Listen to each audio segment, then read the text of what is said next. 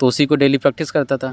उसके बाद प्रशासनिक शब्दावली क्या रहता है कि ठोस नंबर रहते हैं बहुत ज़्यादा, उसके 20 में 20 मिल जाते अगर कर दिए, उसमें मैथमेटिकल नंबर मिलते हैं।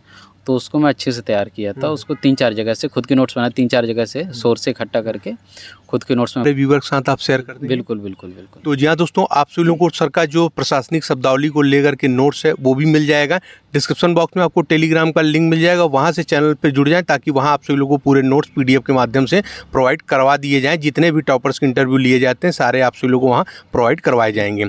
अब सर, हमारा यूट्यूब चैनल जो है यूपीपीएससी डेली न्यूज़, इससे आप पहले से जुड़े हैं या किस पर्पज़ से जुड़े, न्यूज़ या किसी अन्य पर्पज़? नहीं, इसको न्यूज़ के पर्पज़ से। जब मेंस हुआ था तब मैं सर्च करता था, तो आपके जैसे न्यूज़ अपडेट देते रहते थे, कब टाइपिंग होनी है या फिर कब रिजल्ट आएगा, क्या होगा, तो तभी से जुड़े हुए। हेल्पफुल रहता था? हाँ बिल्कुल बिल्कुल। अच्छा सर, अब हमारे जो व्यूवर्स हैं जिनका काफ़ी समय से काफ़ी नॉलेज वाले छात्र भी हैं, सिलेक्शन नहीं हो पा रहा है, कुछ मोटिवेशन कम शब्दों में आपकी तरफ से?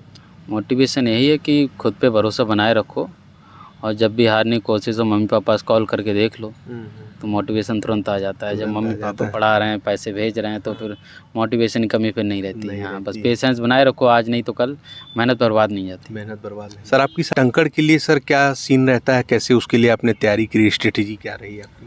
टंकड़ क्या, प्रैक्टिस से आता है पूरा। अच्छा। प्रैक्टिस करने, क्योंकि टंकड़ बहुत ज़रूरी, सारी एग्ज़ाम पास कर ली, सब कुछ पास, टंकड़ पास नहीं करे तो गए। हाँ, तो प्री जैसे पास किए थे हम, उसके बाद 16 दिसंबर से हम टंकड़ परीक्षा ज्वाइन कर लिए थे। सीखने जाते थे टाइपिंग, मतलब यहीं इलाहाबाद में इंस्टीट्यूट ज्वाइन किए थे। 1 घंटे सीखने जाते थे, 2 घंटे रूम पे करते थे सुबह शाम। नमस्कार दोस्तों, यूपीपीएससी डेली न्यूज़ में आप सभी लोग का स्वागत है। तो जी हाँ दोस्तों, आरओ 2021 का अंतिम रूप से रिजल्ट आ चुका है, जिसमें हमारे सामने बैठे हैं अरुण कुमार यादव जी, जिनका एआरओ सचिवालय में 25वीं रैंक के लिए सिलेक्शन हुआ है। सबसे पहले चैनल की तरफ से इनको बहुत ढेर सारी शुभकामनाएं और बधाई देते हैं। धन्यवाद। सर, जो हमारे व्यूअर्स हैं इनको आप अपना एजुकेशनल बैकग्राउंड बताएं। जैसे मेरी 10th और 12th, जैसे हम कासगंज के रहने वाले, वहीं से हुआ था मेरा। उसके पश्चात हम यहाँ इलाहाबाद यूनिवर्सिटी से बीए किए। उसके बाद एमए में एडमिशन लिए इलाहाबाद यूनिवर्सिटी में, पर 1 साल करने के बाद फिलॉसफी से छोड़ दिए। उसके बाद स्टेट यूनिवर्सिटी से एमए किए, फिर बीएड किए। तो अभी दिसंबर में बीएड कंप्लीट हुआ, और उसी के साथ साथ ग्रेजुएशन के बाद हम तैयारी स्टार्ट कर दी थी। कौन सा ईयर था जब आपने सिविल सर्विसेज में जाने के लिए सोचा? ग्रेजुएशन के बाद 16-17 से। 16-17 से। सर, आपको सिविल सर्विस में तैयारी करने को आप पीसीएस का भी एग्ज़ाम देते हैं? हाँ, पीसीएस का भी एग्ज़ाम देते हैं। अच्छा, अभी कोई अटेम्प्ट आपने दिया है? दिया था, पर उसमें एक बार पिछले अटैम्प्ट ये आरओ से पहले बीमार पड़ गया, तो दे नहीं पाया था। अच्छा। उससे पहले दिया तो हुआ नहीं था कभी। उसके पहले सर, आपको तैयारी के दरमियान और तैयारी में आने के समय में ही और अंतिम रूप से चयनित होने में कौन कौन से संघर्षों का सामना करना पड़ा? देखो, संघर्ष की बात आती है, क्या रहता है, कंटिन्यूटी बनी रहनी चाहिए। एग्ज़ाम होता है, जैसे ये 17 के बाद 21 तक आया, तो बीच में वेट करना पड़ता है, तो कि ये एग्ज़ाम नहीं आ रहा है, और बेरोज़गारी इतनी ज़्यादा है, तो दिक्कतें तो आती हैं। हाँ, कोई पेशेंस बनाए रखना पड़ता है, आती है। और जैसे तैयारी करते टाइम ये जब से एग्ज़ाम आता है पास में, तो ये लगता है कि ये पढ़ लिया, ये छूट गया, ये छूट गया, ये छूट गया। तो क्या रहता है ना, एक तैयारी रहे और एक साथ ही साथ एक स्ट्रेटजी रहे कि हाँ, कि आएगा एग्ज़ाम, हम कर लेंगे। विश्वास भी होना चाहिए खुद पे। ये सारी आती हैं, चुनौतियाँ आती हैं, खुद पे सेल्फ डाउट होने लगता है कभी कभी। तो वो नहीं आना चाहिए। अच्छा सर, आपके पढ़ाई में सबसे ज़्यादा संघर्ष किन किन चीज़ों को लेकर के रहा है, और आपकी सफलता में सबसे बड़ा योगदान किन किन लोगों का रहा? देखो, संघर्ष क्या रहता है, सबसे ज़्यादा संघर्ष यही रहता है कि खुद को मोटिवेट करते रहो और खुद पढ़ते रहो। वो तुम्हारे अंदर पेशेंस बना रहे, जज्बा बना रहा है कि नहीं, हम कर सकते हैं ये चीज़, खुद पे विश्वास बना रहे। और जैसे साथ देने वाले तो मम्मी पापा, घर वालों को साथ तो हमेशा होता है। भाई बहन है तो बहन हमारी यहीं साथ में पढ़ती है, खाना बना के खिलाती थी। स्कूटी की प्रॉमिस भी की है उसको हम दिलानी है। खाना खिलाती, बोलती स्कूटी दिलाना हो जाए तो। और छोटी बहन भी है, वो हमको रोज़ रीजनिंग के क्वेश्चन देती थी कर करके। हाँ, तो वो भी उसका भी अपना अपना बोल रहा कि हमको ये चाहिए। और जैसे मम्मी पापा तो हैं, इसके अलावा मेरी एक फ्रेंड है, वो भी हम बहुत मेरी हेल्प की है। उसके बाद एक संजू भैया मेरे, वो मेरी मोटिवेट करते रहते थे, हमको डेली फ़ोन करते रहते थे। तो और दोस्त लोग हैं, बस बहुत हेल्प की है। हाँ बिल्कुल। सर, जो हमारे व्यूवर्स हैं इनको आप बताएं कि आरओ का क्या पैटर्न, क्या सिलेबस होता है? पैटर्न जैसे प्री और मेंस होता है। इसमें प्री में क्या होता है, 2 पेपर रहते हैं इसमें। एक जीएस का रहता है, एक हिंदी का रहता है। जीएस 140 नंबर और हिंदी 60 नंबर। इन दोनों को मैं प्री में इसकी मेरिट बनती है। तो इसका क्या होता है, प्री में जो मेरिट हो इसके नंबर उसमें फाइनल मेरिट में काउंट नहीं होते। तो मेंस होता है 400 नंबर का। जब प्री में जैसे पास हो गए, उसके बाद मेंस आता है, तो उसमें एक पेपर रहता है, जैसा प्री में था जीएस का, सेम रहता है 120 नंबर का। उसके बाद दूसरा पेपर होता है ड्राफ्टिंग। उसमें जैसे ऐसे वो लेटर है, प्रशासनिक शब्दावली है, कंप्यूटर है और मुहावरे हैं, गद्यांश वाला एक आता है वो है। इसके अलावा 30 क्वेश्चन आते हैं 60 नंबर के, हिंदी के ऑब्जेक्टिव रहते हैं वो है। इसके बाद एक जी ऐसे रहता है। टोटल मिला के 400 हो गए। ये 400 नंबर की मेरिट बनती है इनकी फाइनल मेरिट इन्हीं नंबर से बनती है 400 से। 400 से। हाँ। सर इनके लिए आपने कौन कौन सी बुक पढ़ी? बुक जैसे मैंने हर चीज़ की एक स्टैंडर्ड बुक्स पढ़ी थी। जैसे हिस्ट्री के लिए मैं एस के पांडे मेडावल और एंशिएंट के लिए पढ़े थे, और स्पेक्ट्रम मैंने पढ़ी थी उसके लिए, मॉडर्न के लिए। इसके बाद दृष्टि की एक आती पतली वाली बुक, तो उस पतली वाली बुक को मैंने पढ़ा था। उसके बाद घटनाचक्र इसका पढ़ा था, और ज्योग्राफी के मेरे खुद के नोट्स हैं क्योंकि कोचिंग की है मैं इंडिविजुअल उसकी। हाँ, तो वो पढ़े। उसके बाद घटनाचक्र पढ़े हैं। पॉलिटी घटनाचक्र का सर पूर्वालोकन? हाँ, पूर्वालोकन। हाँ। अच्छा। हाँ, और पॉलिटी में लक्ष्मीकांत, पूर्वालोकन सब वही पढ़ते हैं, और खुद के नोट्स हैं उसके हमारे। अच्छा सर, बात करेंगे करंट अफेयर को लेकर रख के आपने कैसी तैयारी करी? करंट अफेयर एक तो मैं न्यूज़पेपर डेली पढ़ता था। न्यूज़पेपर पढ़ने के बाद मैं क्या करता था, एक पतली वाली आती क्रॉनिकल, उस पतली क्रॉनिकल पढ़ता था। और क्योंकि मंथली पढ़ना तो पतली प्रीफर करता था, ज़्यादा मोटी ना हो। उसके बाद जब एग्ज़ाम आ जाता था तब एक घटनासार है एडिटोरिया बिहार वाली, उसको, और एक दृष्टि की आती है। ये 3 एग्ज़ाम टाइम ही आती हैं।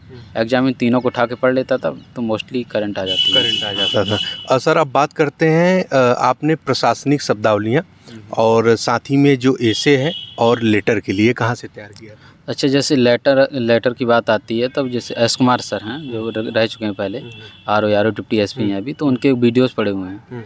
उनका चैनल तर्कस नाम से है शायद, तो उस पर सारे वीडियोज फ्री में दिए हुए हैं सारे के सारे। तो उसमें सारे लेटर है और उस ऐसे है या फिर गद्यांश है, सारे हर चीज़ के बारे में वो डिटेल में बताएं। उनकी बुक भी आती है, तो उनकी बुक है, उनके नोट्स हैं और किसी सीनियर के नोट्स हैं। इन सबको देख के हम अपने खुद के नोट्स बनाए, खुद के नोट्स लेटर के बनाए हैं। तो उसे 9 लेटर आते हैं, तो 9 लेटर को मैं फेयर कर लिया, उनके सारी चीज़ एकदम मतलब एक तरफ से बना लिया अपना खुद का।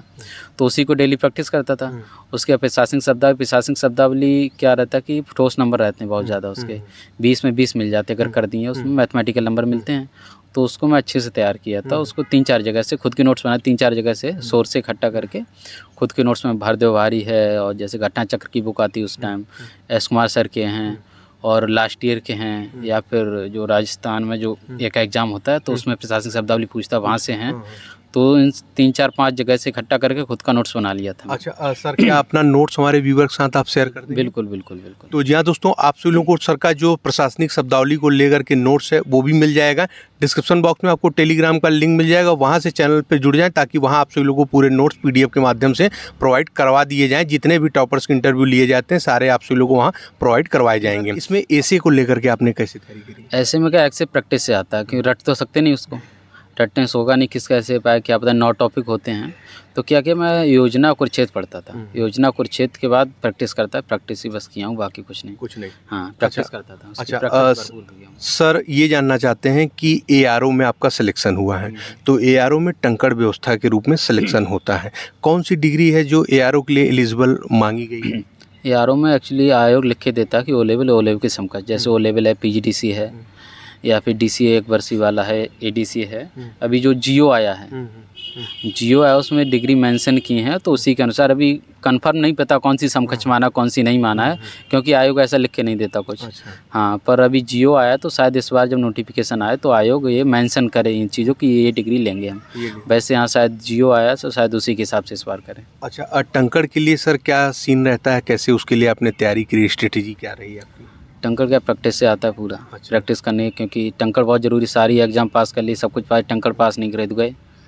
हाँ, तो प्री जैसे पास किए थे हम, उसके बाद 16 दिसंबर से हम टंकड़ परीक्षा ज्वाइन कर लिए थे। सीखने जाते थे टाइपिंग, मतलब यहीं इलाहाबाद में इंस्टीट्यूट ज्वाइन किए थे।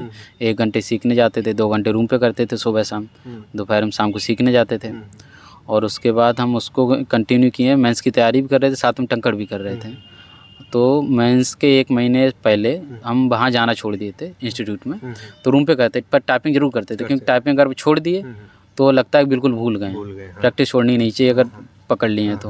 और मेंस के बाद फिर कंटिन्यू उसको हम कर दिए थे, 3-4 घंटे रोज़ करते, 2 घंटे इंस्टीट्यूट आते, 2 घंटे रूम पे करते थे। और उसके बाद जब तक किए जब तक टाइपिंग हो नहीं गई है, तो टाइपिंग 25 मांगता है, 125 पर मिनट, तो उसको आपने किया। सर, आयोग की तरफ से जो टाइपिंग की व्यवस्था होती है वो स्वतः सारी व्यवस्था उन्हीं तरफ से होती है? हाँ, सारी व्यवस्था उन्हीं तरफ से होती है। अब कहाँ पे कराते हैं ये टाइपिंग? समूहनाथ। अच्छा, समूहनाथ इंस्टीट्यूट है जलवा में। जलवा में वहीं हाँ। सारी टाइपिंग कराते हैं। सारी टाइपिंग कर में जाना रहता है, सारी व्यवस्था वही कराते हैं, अच्छी व्यवस्था रहती है बहुत। अच्छा, सर वहाँ पे कितने बच्चों का एक साथ में टाइपिंग वो कराते हैं? 100, एक हॉल में 100 बच्चे बैठते हैं। और क्या प्रोसेस होता है टाइपिंग के बाद का?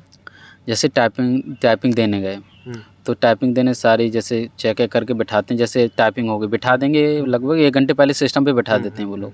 1 घंटे पहले बैठा देंगे, फिर आपके जैसे साइन बार कराते तो वहाँ बैठने क्या होता है, थोड़ा रिलैक्स हो जाते हैं अपने सिस्टम पे बैठ के हम बैठ जाते हैं। अगर कोई इसमें जैसे कमी है कीबोर्ड में या कुछ है तो डेमो के टाइम उसको चेक कर सकते हैं।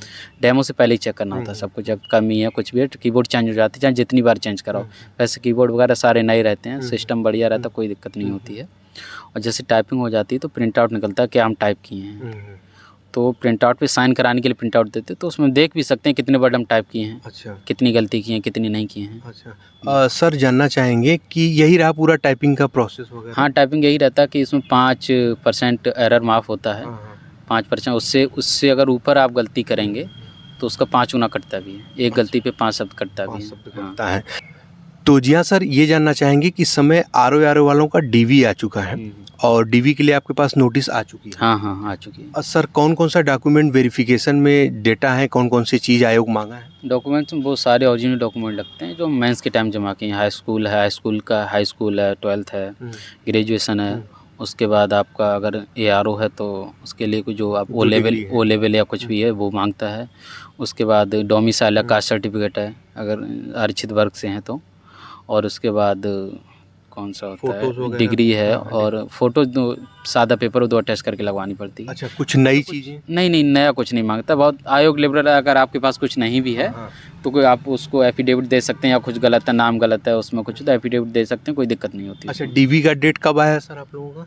डीवी के साथ 25 तारीख को नोटिस आया। 25 हाँ, 25 7, 8, 9 3 दिन में है। 7, 8, 9, 10 4 दिन में है। सर ये जानना चाहेंगे कि जब आपका रिजल्ट आया तो सबसे पहले रिजल्ट किसने देखा और किसको बताया?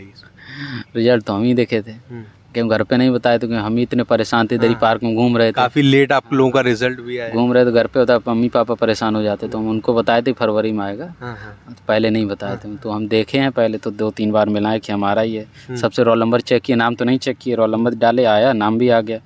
एक बार फिर डाले, फिर क्या हमारा ही है, तो विश्वास नहीं होता ना तुरंत। फिर आधा वो एडमिट कार्ड रखा था, एडमिट कार्ड में देखे हाँ यही हमारा रोल नंबर, देखे तो 3 बार चेक करने के बाद हाँ लग गया हमारा ही है। तो फिर तुरंत पापा मम्मी फ़ोन लगाए थे। अच्छा, तो घर पे सूचना आपने दी। सर पढ़ाई का आपका शेड्यूल क्या रहता था, कोई टाइम फिक्स रहती थी, कैसे पढ़ते थे? शेड्यूल क्या रहता था मेरा, जब मन नहीं करता था तो मैं बिल्कुल नहीं पढ़ता था। अच्छा, और 2-3 दिन निकल जाते थे? नहीं निकलते नहीं थे, गैप नहीं होता था, पढ़ता रोज था। हाँ, पर ये था कि हाँ आज अगर 12 बजे पढ़ें तो ज़रूरी नहीं कल भी हम 12 बजे पढ़ें। पर जैसे मैं सुबह लेट उठता हूँ बहुत ज़्यादा, तो मैं रात में 4 बजे तक पढ़ता था। रात्रि 4 प्राणियों में से आप? हाँ, तो हम रात में 4 बजे तक हमेशा पढ़ते थे, पर सुबह हम 10 बजे से पहले उठते भी नहीं थे। सर मोटिवेशन बेस में अभी बात करेंगे हमारे व्यूअर्स के लिए, लेकिन उसके पहले जैसे पढ़ते पढ़ते आदमी बोर होता है तो इंटरटेनमेंट बेस में आप सोशल मीडिया, फेसबुक, मूवीज़ वगैरह क्या? अरे बहुत कुछ है, क्या कुछ भी करो, वेब सीरीज़ देख लो, फ्री में मिल जाती है आजकल टेलीग्राम पे। हाँ, वेब सीरीज़ देख लिए, दोस्तों के साथ चाय पी, रोज इलाहाबाद में है तो चाय पीने तो जाएंगे। हाँ, तो मतलब ये जरूरी है कि आप पढ़ाई के साथ साथ अपने इंटरटेनमेंट को ध्यान रखें। अरे बिल्कुल, तो नहीं तो कितना हेक्टिक वो पढ़ाई होती, तैयारी होती, नहीं तो फ्यूज हो जाएंगे। बिल्कुल सही कह रहे हैं। तो जैसे घूम लिए, मंदिर चले गया, कहीं घूम आए, कहीं अकेले ही चले गए चाय पीने, कुछ बोले वेब सीरीज देख, घर पे बात कर ली, दोस्तों बात कर ली, चाहे कुछ भी कर ली, यूट्यूब चला ली, चाहे जो करो। अच्छा, सर हमारा यूट्यूब चैनल जो है UPPSC डेली न्यूज़, इससे आप पहले से जुड़े हैं या किस पर्पज़ से जुड़े, न्यूज़ या किसी अन्य पर्पज़? नहीं, इसको न्यूज़ के पर्पज़ से। जब मेंस हुआ था तब मैं सर्च करता था तो आपकी जैसे न्यूज़ अपडेट देते रहते थे, कब टाइपिंग होनी है या फिर कब रिजल्ट आएगा, क्या होगा, तो तभी से जुड़े हुए। हेल्पफुल रहता था? हाँ बिल्कुल। अच्छा, सर अब हमारे जो व्यूवर्स हैं जिनका काफ़ी समय से काफ़ी नॉलेज वाले छात्र भी हैं, सिलेक्शन नहीं हो पा रहा है, कुछ मोटिवेशन कम शब्दों में आपकी तरफ से? मोटिवेशन यही है कि खुद पे भरोसा बनाए रखो, और जब भी हारने की कोशिश हो मम्मी पापा से कॉल करके देख लो तो मोटिवेशन तुरंत आ जाता है। जब मम्मी पापा पढ़ा रहे हैं, पैसे भेज रहे हैं, तो फिर मोटिवेशन की कमी फिर नहीं रहती है। हाँ, बस पेशेंस बनाए रखो, आज नहीं तो कल, मेहनत बर्बाद नहीं जाती। मेहनत बर्बाद नहीं। सर आपकी तो जी हाँ दोस्तों, सर का जो प्रशासनिक शब्दावली और अन्य भी जो नोट्स हैं वो आप सभी लोगों को प्राप्त करवा दिए जाएंगे। टेलीग्राम चैनल से जुड़ जाएं, UPPSC daily news Telegram channel का नाम भी है, चाहे सर्च करके जुड़ जाएं, चाहे डिस्क्रिप्शन बॉक्स में आपको लिंक मिलेगा वहां से भी जुड़ जाएं। और जो भी चैनल पर नया रहो, चैनल को सब्सक्राइब करने के साथ साथ बेल आइकन जरूर प्रेस कर दें, ताकि उत्तर प्रदेश लोक सेवा आयोग और अन्य भर्ती विभाग की तरफ से कोई भी महत्वपूर्ण अपडेट हो आपसे मिस ना होने पाए और ऐसे इंटरव्यू का सिलसिला भी मिस ना होने पाए। वीडियो लाइक ज़रूर कर दिया करें, जिससे हमारा मनोबल बढ़ता है और हम आप सब लोगों के लिए और भी अच्छे तरीके से कार्य कर पाते हैं। तो चलिए मिलते हैं अगले वीडियो में, तब तक के लिए जय हिंद, जय भारत।